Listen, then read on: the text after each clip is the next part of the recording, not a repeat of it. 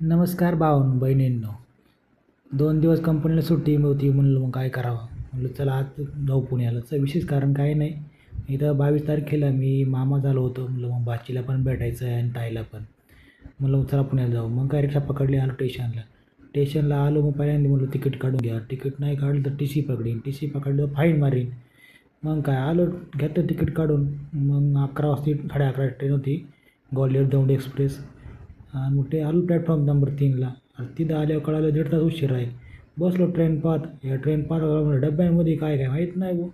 आणि नंतर दुसरीकडे लक्ष गेलं, पाहत होते अशी मालगाडीतून मोठमोठे रोल उतरायचं काम चाललं होतं. यायला नंतर लक्षात आलं आपल्या बोईसरमध्ये ना टाटा स्टीलचा मोठा प्लांट आहे. मग त्यासाठी स्टील येत असेल बुवा मालगाडीतून. फायनली आपली गाडी 1.5 तासाने उशीर झाला, पण आली बुवा. मला बरं झालं. मग चला म्हणलं जागा भेटते का भाऊ गाडीमध्ये. भेटली जागा आणि बसलो मग सीटावर. बघता बघता लोणावळ्याचा बोगदा पण आला. लोणावळ्याच्या बोगद्यामध्ये एकदम थंड हवा लागायची. म्हणलं चला मस्त वाटतंय.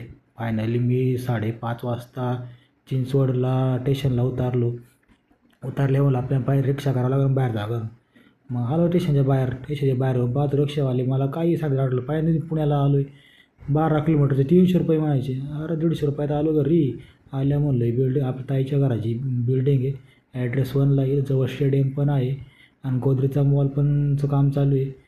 मग आलो आतमध्ये येऊन पाहतो इथं काय एकदम झकास बिल्डिंग, झाडं बिडं गार्डन आणि पोरांना खेळायला मैदान, क्रिकेटचं मॅचला नेट जाळी मारून देईल आणि स्विमिंग पूल पण होता. तुम्हाला बिल्डिंग कशी वाटली नक्की सांगा मित्रांनो. तुम्हाला आजचा ब्लॉग कसा वाटला कमेंट करत नक्की सांगा आणि आवडल्यास लाईक फॉलो करा. बोला नारायण नारायण.